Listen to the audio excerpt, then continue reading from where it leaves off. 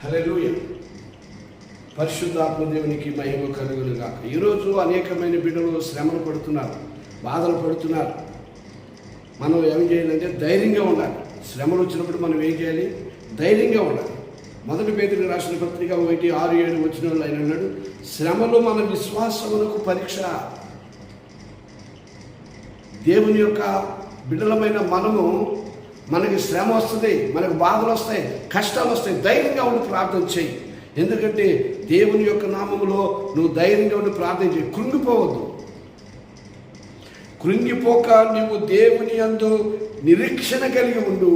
నీ కుటుంబాన్ని దేవుడు కాపాడుతాడు, నీ బిడ్డలను దేవుడు కాపాడుతాడు, నీ ప్రార్థన దేవుడు వింటాడు. ప్రియా దేవుని బిడ్డరా, విశ్వాసమందు స్థిరముగా ఉండు అని చెప్పి మొదటి పేతురు రాసిన పత్రిక 5:9 ఉంటుంది. నువ్వు స్థిరముగా ఉండు, నువ్వు బలపడతావు. స్థిరపరిచేవాడు ఆయనే, బలపరిచేవాడు ఆయనే. అంతేగాని ఏదో బాధ వచ్చింది లేకపోతే కష్టం వచ్చిందని కృంగిపోవద్దు. ధైర్యం కలిగి ఉండు, నమ్మకం కలిగి ఉండు. నీ దేవుడు నిన్ను, నీ కుటుంబాన్ని కాపాడును గాక. ఆమేన్, ఆమేన్, ఆమేన్.